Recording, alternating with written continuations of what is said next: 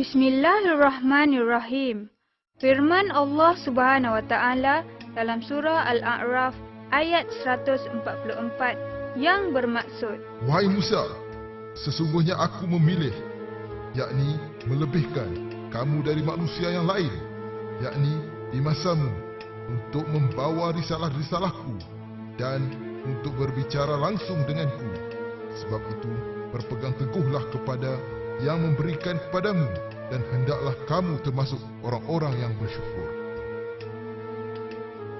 Ayat tersebut membuktikan bahawa Nabi Musa alaihissalam adalah di antara Nabi dan Rasul yang telah dilantik oleh Allah dan boleh berbicara dengan Allah Subhanahu wa taala tanpa melalui perantara.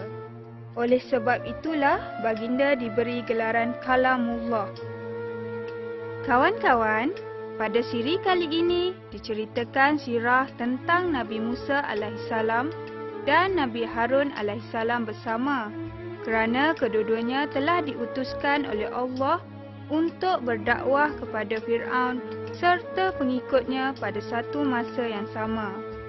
Kedua-duanya adalah dari kalangan kaum Bani Israel. Nabi Musa alaihissalam tinggal di Mesir. Pada ketika itu, Mesir diperintah oleh seorang raja yang berlaku zalim terhadap kaum Bani Israel. Raja yang dimaksudkan itu ialah Fir'aun. Bani Israel adalah golongan yang paling tersiksa dan sengsara. Bukan itu sahaja, malah dia juga membunuh anak lelaki yang baru lahir secara besar-besaran. Ini kerana Fir'aun pernah bermimpi. Di dalam mimpinya, dia ternampak seakan-akan api berjalan merayap dari arah Baitul Maqdis, kemudian membakar negara Mesir, termasuklah bangsa Kipti. Pada keesokan harinya, Fir'aun telah mengumpulkan semua ahli nujum dan ahli sihir kerajaan untuk mentafsirkan mimpinya. Mereka mengatakan kelak akan lahir seorang anak lelaki dari Bani Israel yang akan menumbangkan kerajaan Fir'aun. Wahai tuanku, setelah Patik meneliti mimpi tuanku, dapatlah Patik mentafsirkan bahawa akan lahir seorang anak lelaki dari kalangan Bani Israel yang akan menumbangkan kerajaan tuanku. Kawan-kawan, semasa ibu Nabi Musa alaihissalam iaitu Yukabid mengandungkannya, dia terpaksa menyembunyikan kandungannya. Dengan pemeliharaan daripada Allah Subhanahu wa taala, bangsa Kipti tidak mengetahui langsung tentang kelahiran Nabi Musa alaihissalam. Selepas beberapa bulan dilahirkan, dengan perasaan yang amat sedih, Yukabid memasukkan bayinya ke dalam sebuah peti yang diikat dengan seutas tali. Kemudian, peti itu dihanyutkan ke Sungai Nil yang berada berdekatan dengan rumahnya. Kemudian, Allah memberi ketenangan kepadanya. Janji Allah itu terdapat di dalam surah Al-Qasas ayat 7. Dan kami ilhamkan kepada ibu Musa, susuilah dia, dan apabila kamu khawatir atas keselamatannya, maka hanyutkanlah dia ke dalam sungai. Kamu tidak perlu khawatir dan kamu jangan bersedih. Sesungguhnya kami akan mengembalikannya dia kepadamu, dan kami akan menjadikannya termasuk para rasul. Menurut ahli tafsir, dayang-dayang kerajaan Fir'aun telah menjumpai peti itu. Mereka mengambilnya dari sungai tetapi tidak berani membukanya. Kemudian, mereka membawa peti tersebut kepada isteri Fir'aun yang baik hati iaitu Asiyah. Semasa membukanya, Allah meletakkan rasa kasih sayang di dalam hati Asiyah apabila melihat Nabi Musa alaihissalam yang masih bayi itu. Tetapi apabila Fir'aun melihatnya, dia menjadi marah.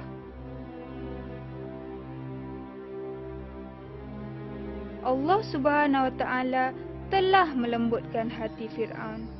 Atas pujukan isterinya, Fir'aun tidak jadi membunuh Nabi Musa alaihissalam. Rujukan isterinya Asiah ada di dalam surah Al-Qasas ayat 9, iaitu, ia adalah penyejuk mata hati bagiku dan bagimu. Janganlah kamu membunuhnya. Mudah-mudahan ia bermanfaat kepada kita atau kita ambil ia menjadi anak. Kawan-kawan, semasa Dayang mengambil peti itu, kakak Nabi Musa alaihissalam memerhatikannya dari jauh tanpa diketahui oleh mereka. Kemudian, dengan segera dia memberitahu kejadian itu kepada ibunya Yukabit. Atas kehendak Allah, Nabi Musa alaihissalam dibesarkan di istana Fir'aun sehingga menjadi orang yang kuat dan gagah. Sehinggalah pada suatu hari, baginda secara tidak sengaja telah membunuh seorang lelaki bangsa Kipti kerana bergaduh dengan seorang lelaki berbangsa Bani Israel. Baginda amat takut dan menyesal atas perbuatannya itu, lantas memohon ampun dari Allah. Akibat dari perbuatannya itu, pembesar kerajaan Mesir mahu membunuhnya. Baginda mengambil keputusan untuk meninggalkan Mesir. Sambil melangkah, baginda berdoa, Wahai Tuhanku, selamatkanlah aku dari orang-orang zalim. Surah Al-Qasas ayat 21. Dengan izin dan kehendak Allah Subhanahu Wa Taala, sampailah Nabi Musa alaihissalam di satu sumber air di Madian. Ketika di situ, baginda ternampak dua orang gadis yang sedang menjaga kambingnya dan menunggu giliran untuk mendapatkan air. Baginda Musa alaihissalam menolong mereka sehinggakan pada hari itu mereka dapat balik lebih awal dari kebiasaan dan menjaga ayah mereka iaitu Nabi Syuaib alaihissalam yang sedang uzur. Kawan-kawan, setelah mendengar kisah pertolongan Nabi Musa alaihissalam terhadap kedua orang anak gadisnya, Nabi Syuaib alaihissalam pun menjemput baginda ke rumahnya. Nabi Musa alaihissalam telah menceritakan kisahnya kepada Nabi Syuaib alaihissalam. Baginda kemudiannya ditawarkan untuk bekerja sebagai pengembala kambing. Setelah beberapa ketika, Nabi Musa alaihissalam berkahwin dengan anak bongsu Nabi Syuaib alaihissalam. Pada suatu malam yang penuh berkat, Allah Subhanahu Wa Taala telah melantik Nabi Musa alaihissalam sebagai nabi. Kemudian Allah Subhanahu Wa Taala telah memperlihatkan sebahagian mukjizatnya kepada Nabi Musa alaihissalam. Mukjizat yang Allah Subhanahu Wa Taala berikan kepada Musa itu untuk digunakan apabila berdepan dengan Fir'aun. Di antara mukjizat yang Allah berikan itu ialah tongkat yang dilemparkan menjadi ular yang besar. Sesiapa yang melihatnya pasti merasa takut. Kemudian, genggaman tangan yang dimasukkan ke dalam baju seketika, apabila dibawa keluar, genggaman tangan itu akan mengeluarkan cahaya yang terang menerang seperti cahaya bulan. Kemudian Allah Subhanahu Wa Taala berfirman, Pergilah kepada Fir'aun. Sesungguhnya dia itu orang yang melampaui batas. Surah At-Taha ayat 24. Kawan-kawan, Allah Subhanahu Wa Taala telah mempersiapkan Nabi Musa alaihissalam dan Nabi Harun alaihissalam untuk menyampaikan risalahnya. Allah memberi jaminan kepada mereka bahawa merekalah yang akan menang, sehinggakan tidak ada peluang bagi Fir'aun dan kaumnya untuk mengapa-apakan mereka. Pergilah Nabi Musa alaihissalam dan Nabi Harun alaihissalam menyampaikan risalah Allah Subhanahu Wa Taala kepada Fir'aun. Di dalam menyampaikan dakwah, Nabi Musa alaihissalam berkata, Sesungguhnya kami adalah Rasul Tuhan, penguasa alam. Bebaskanlah Bani Israel bersama kami. Surah Asy-Syu'ara ayat 16 hingga 17. Seruan Nabi Musa alaihissalam itu dijawab oleh Fir'aun dengan sikap sombong dan angkuh. Dia memandang Musa dengan penuh kehinaan.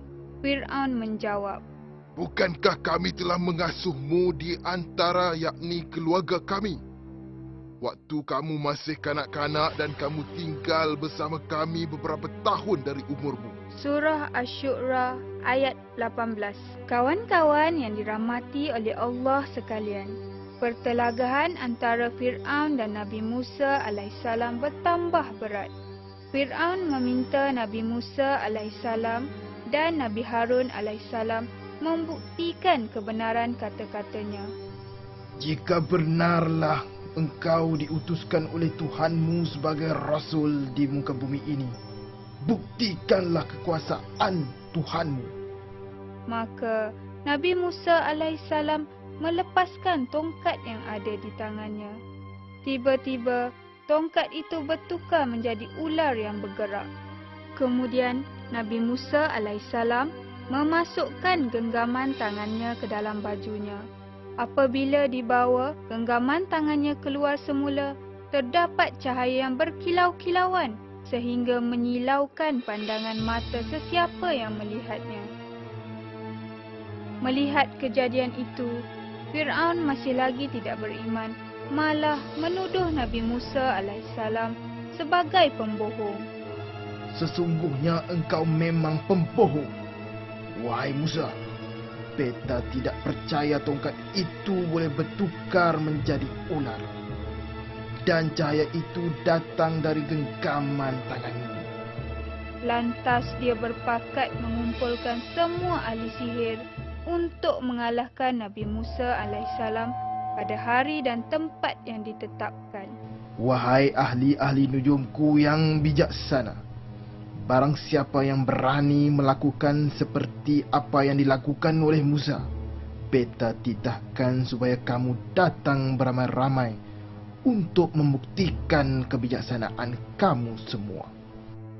Tibalah hari yang dijanjikan itu.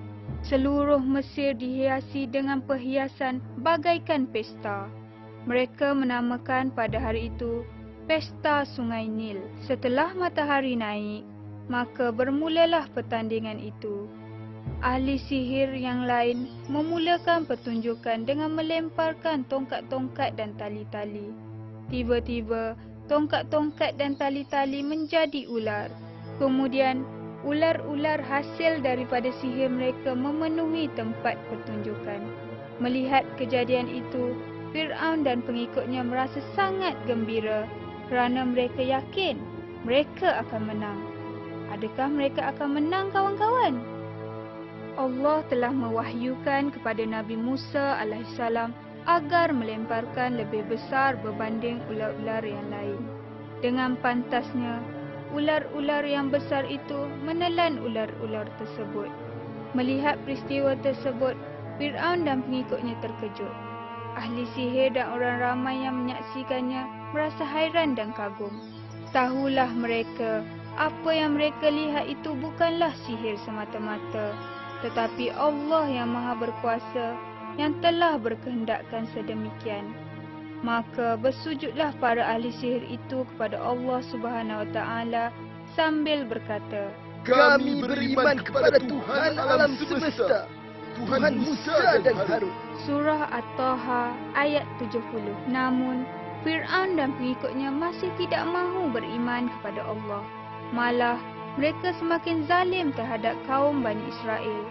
Oleh kerana kekejaman Fir'aun dan pengikut-pengikutnya semakin menjadi-jadi, Allah telah menurunkan bukti-bukti kekuasaannya. Allah memberi ujian agar mereka sedar dan insaf dengan kesalahan yang mereka lakukan selama ini. Namun yang nyata, mereka masih tetap sombong dan kafir. Keangkuhan dan kesombongan mereka itu menolak keimanan dibalas dengan azab Allah. Fir'aun menganggap dirinya Tuhan. Perkara ini ada tercatat dalam surah An-Nazi ayat 24. Akulah Tuhan yang paling tinggi. Oleh kerana kesombongan dan kekejaman Fir'aun yang semakin sukar dibendung, Nabi Musa alaihissalam dan Nabi Harun alaihissalam tidak mampu lagi menghadapinya. Lantas Nabi Musa alaihissalam dan Nabi Harun alaihissalam berdoa kepada Allah. Wahai Tuhanku, sesungguhnya Engkau telah memberikan perhiasan dan harta kekayaan dalam kehidupan dunia kepada Fir'aun dan pembesar-pembesar kaumnya. Wahai Tuhanku, akibatnya mereka banyak membawa kesesatan daripada jalan. Wahai Tuhanku, hancurkanlah harta benda mereka. Kuncilah, yakni matikanlah hati mereka. Mereka tidak akan beriman hingga mereka melihat siksaan yang pedih.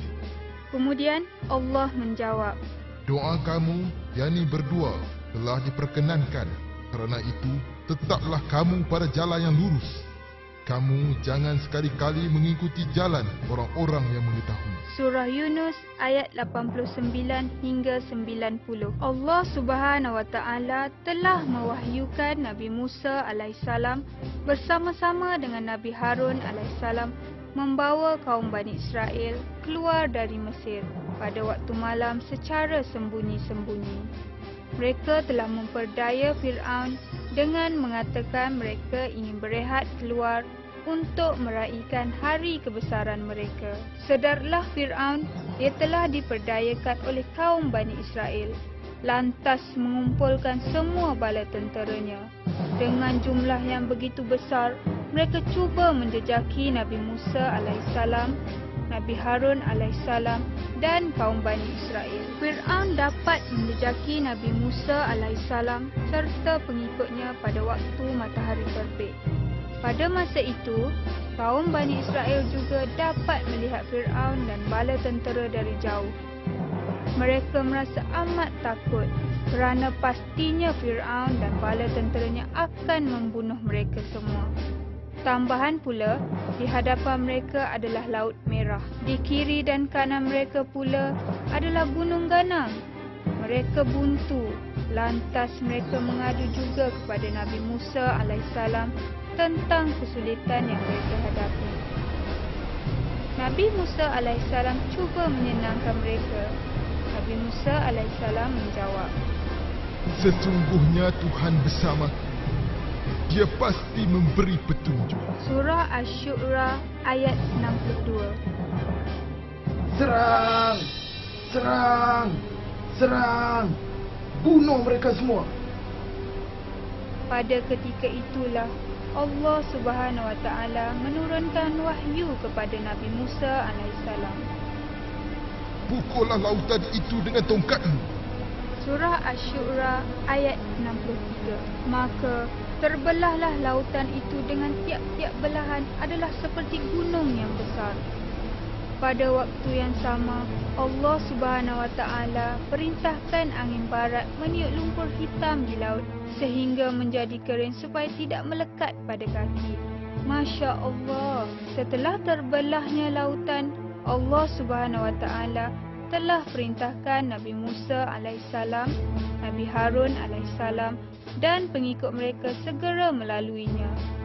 Mereka merasa begitu gembira dan bersyukur semasa melalui jalan-jalan yang telah disediakan oleh Allah itu. Dalam pada waktu yang sama, Fir'aun merasa bangga kerana pada sangkaannya laut yang terbelah itu disediakan khas untuknya supaya mudah memusnahkan Nabi Musa alaihissalam serta pengikut. Kawan-kawan, adakah sangkaan Fir'aun itu benar? Tidak.